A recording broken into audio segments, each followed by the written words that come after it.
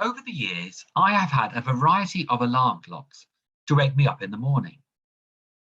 As a child, it was the traditional alarm clock, with two footballers kicking a little ball as it went round. As a teenager, it was the old clock radio with its very modern-looking LED screen.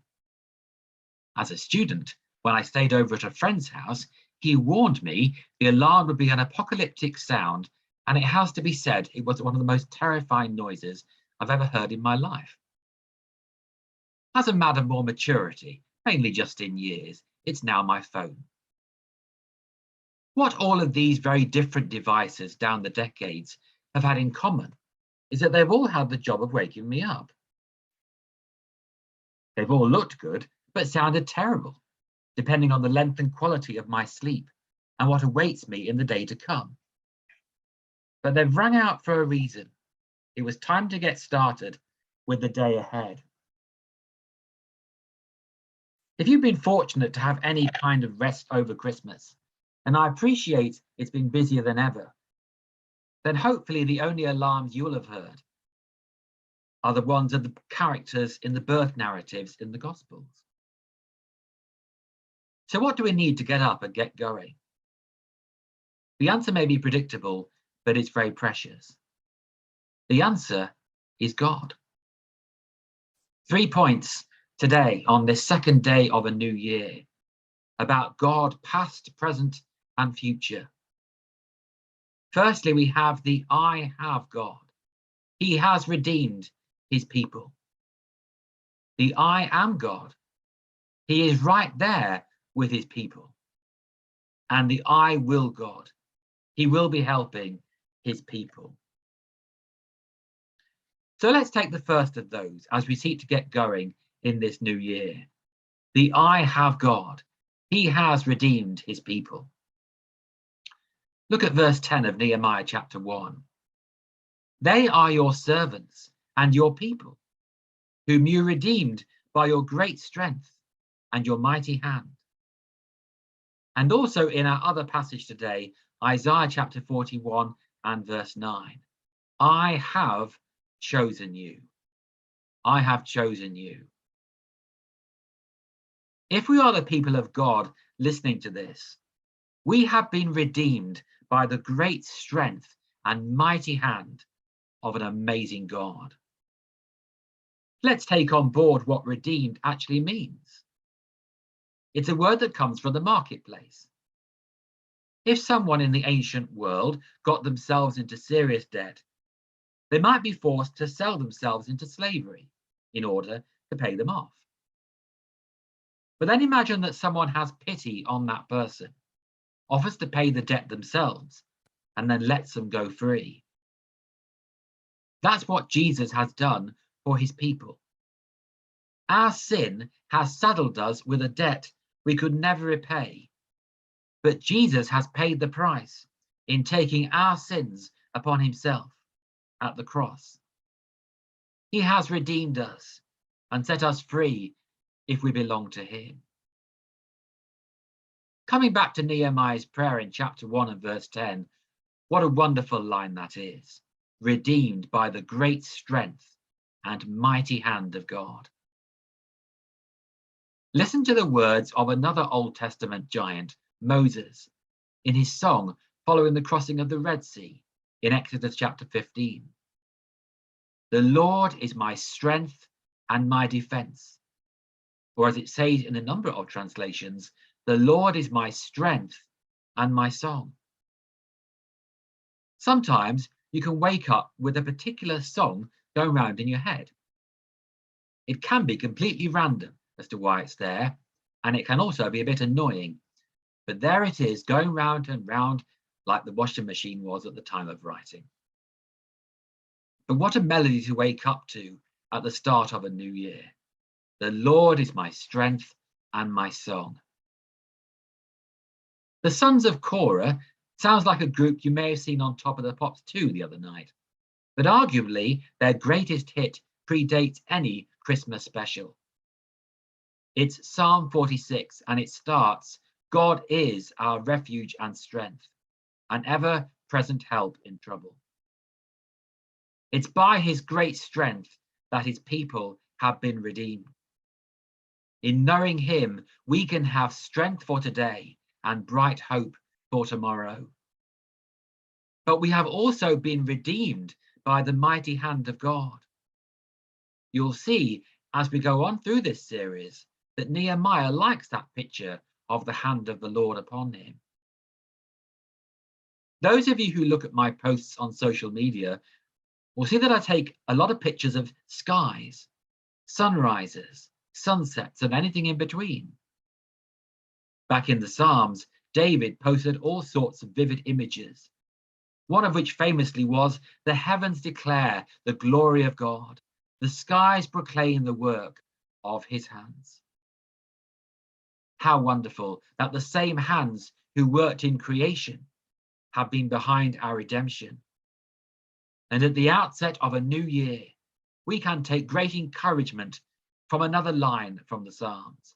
Our times are in his hands. For not only do we have the I have God of the past, we celebrate the I am God of the present, who is right there with his people. And this is our second point today. Look at the start of Nehemiah's prayer in verse 5. Lord, the God of heaven, the great and awesome God, who keeps his covenant of love with those who love him and keep his commandments. You may not be feeling at your wealthiest on January the 2nd, but there is a richness here in our God which is priceless. I counted no less than 7 things about God in this verse alone. He is Lord. He is the God of heaven. He is great. He is awesome. He keeps his covenant. He loves us, and he has given us his commandments to follow. We could have a whole sermon on any one of these. How wonderful then that this Lord, this heavenly, great, awesome, covenant-keeping, loving, and commandment-giving God is with us at the start of a new year. As it says in Isaiah 41 and verse 10, do not fear, for I am with you. Do not be dismayed, for I am your God. Back at the end of November, I was praying about what to speak on today. I thought about Isaiah 41. I considered Moses at the burning bush in Exodus 3. And then the Lord reminded me that I'd actually devised a series on Nehemiah, the first of which was scheduled for January the 2nd. That was handy, wasn't it? But as you're seeing, I'm retaining Isaiah 41, and I'd like to sneak in Moses as well, for the Lord is the I am God in more ways than one. He is with us in the present. And as Moses discovered in that seminal moment in his walk with God, the great I am was with him there and then. When this somewhat reluctant Moses asks the ancient equivalent of who shall I say called, he gets this answer: I am who I am. This is what you are to say to the Israelites: I am has sent me to you. According to compellingtruth.org, the statement I am comes from the Hebrew verb to be or to exist. With this statement, God declared that he is self-existent, eternal, self-sufficient, self-directed, and unchanging. But this statement also declared that he is present. What unites Moses and Nehemiah is that they both being spoken to the Lord in a time of crisis. The people they represented were suffering. In Moses' day, it was the slavery of God's people. For Nehemiah, it was the state of the walls following the exile. Both situations represented formidable challenges. And let's not cut short the anguish of Nehemiah's heart following this distressing news about the state of the walls and the burnt gates. Let's stop for a minute and consider just how serious that was. We all love a city wall. You can walk on them in York, see fragments of them in Norwich, and go to a museum near them in Leicester eventually. But these walls were not tourist attractions. They were vital for the security of those living within them. Likewise, gates, as the entry and exit points within those walls, had to be secure. And in Nehemiah's time, they weren't. The people of God were vulnerable, and Nehemiah knew it. His reaction was to throw himself upon the I am God who was with them. As it says in verse 4, I sat down and wept. For some days I mourned and fasted and prayed before the God of heaven. He then starts this amazing prayer, and this prayer starts with God. I wonder how you're feeling at the start of a new year. At the back end of 2021, I described us as the survivors on the birthday all-age service when we looked at Isaiah 42. We're still here, but there's not so many of us these days, and it may be we feel vulnerable. Our walls have broken down. The security of the routines that went with church-based children's work, youth work, a regular coffee morning. Our gateways into the community are not what they used to be. The frequent entry to the care home down the road and the work within the school. But the depth of feeling of Nehemiah and the prayer that followed are something to take note of in our own day. For like Moses, like Isaiah, like Nehemiah and our dear brothers and sisters who are no longer with us, we can always call on our great and awesome God.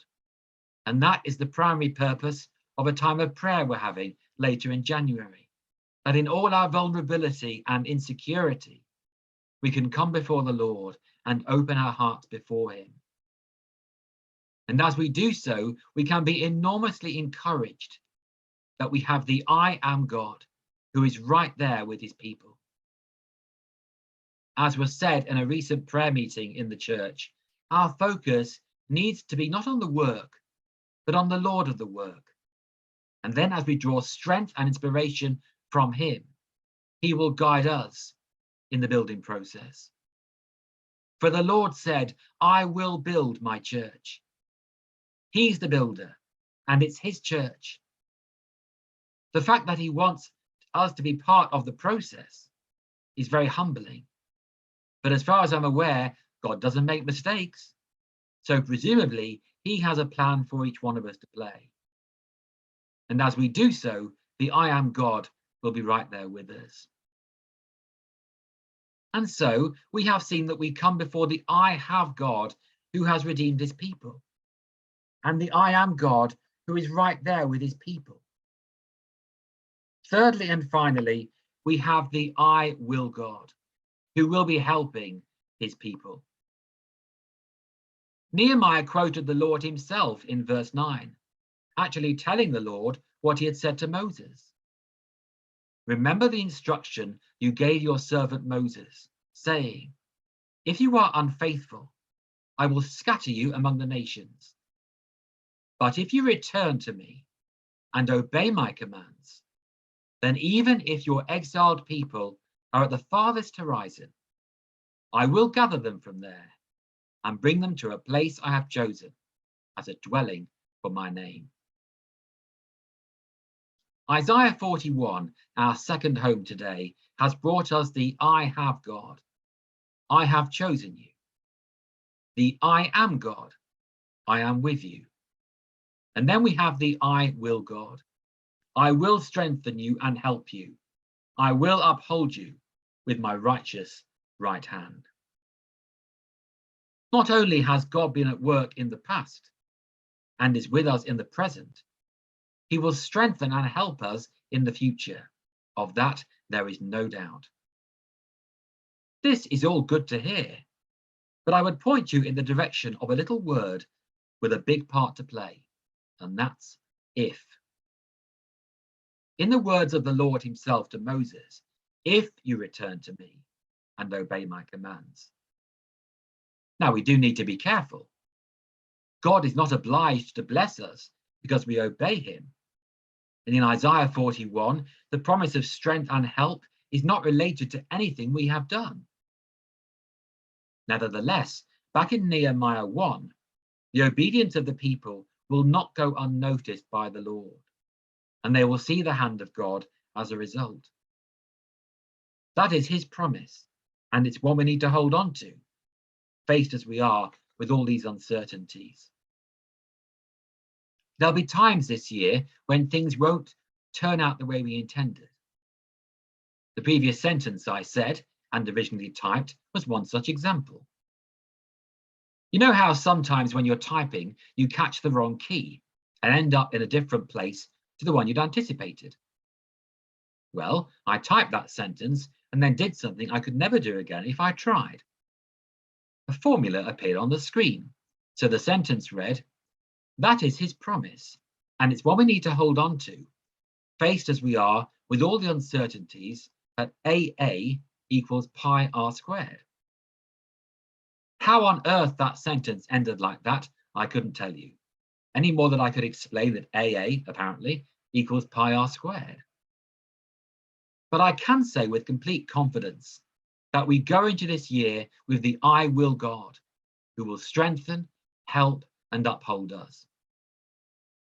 We may not understand everything that goes on, or will come up unexpectedly, but our I will God will be right there beside us, however things turn out. I read recently of a man who was out in the countryside, climbing around in some cliffs. He heard a voice from him above him yell, "Hey Dad, catch me." He turned around to see his son joyfully jumping off a rock straight at him. He had jumped and then yelled, "Hey Dad," pretty much simultaneously, but his dad caught him nevertheless. When he had recovered his composure, the dad gasped in exasperation, "Son, can you give me one good reason why you did that?" He responded with remarkable calmness, "Sure, because you're my dad." His whole assurance was based on the fact that his father was trustworthy. He could live life to the hilt because he could be trusted. Isn't this even more true for a Christian? Proverbs 3, 5 and 6 say this, "Trust in the Lord with all your heart and lean not on your own understanding. In all your ways submit to him, and he will make your path straight." The danger of so-called Christian maturity, whatever that is that we can lean a great deal on our own understanding. You may have heard literally dozens of New Year messages, and maybe your knowledge and experience is considerable. But as long as we're leaning on our own understanding, to turn the verse around, our paths will not be straight or directed, or any other translation you can think of. And we could end up in a very different place to the one we had intended. There was once a man called Luigi Rimonti, 81 years old, from Newcastle, who had set out on a journey he had taken before. His plan was to drive to Rome in his Jaguar to catch a glimpse of the Pope. As time went on, turn after turn, Luigi blindly trusting his sat-nav, he became confused when he couldn't see the Colosseum and other geographical indications that he had arrived in Rome. In the confusing moments that ensued, Luigi stepped from his car, forgetting to apply the handbrake. He was immediately pushed over by the open driver's door, as his car demolished a signpost informing him he had arrived safely in Rom. Rom is a small German village with only 67 people, not quite the Colosseum, and not so much as a papal indulgence in sight. One letter had made all the difference. If you take out the first letter of the old trust and obey, what do you get? You get rust and obey. Rust, according to one website, is a naturally occurring phenomenon when certain metals are exposed to oxygen and water for a length of time. Not only have we had maths in this sermon, we've had science too. Remarkable. So rust comes from exposure. And if you look up the word exposed in the Bible, you get a whole series of graphic images that will make your eyes water. Just as dear old Luigi didn't have the whole word and ended up in a very different place to the one he had intended, so we need the whole word of God exposing to ourselves what he has to say first and foremost, in order that we can trust and obey and walk along the paths God has for us. Well, if there was an alarm clock when I'm supposed to finish, it may have gone off by now.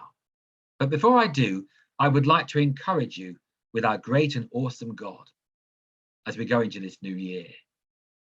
The I have God who has redeemed his people. The I am God who is right there with his people. And the I will God who will be helping his people. Whatever may be coming up, may we not be alarmed, but assured that our God is with us and will help us as we negotiate this new year with him. Amen.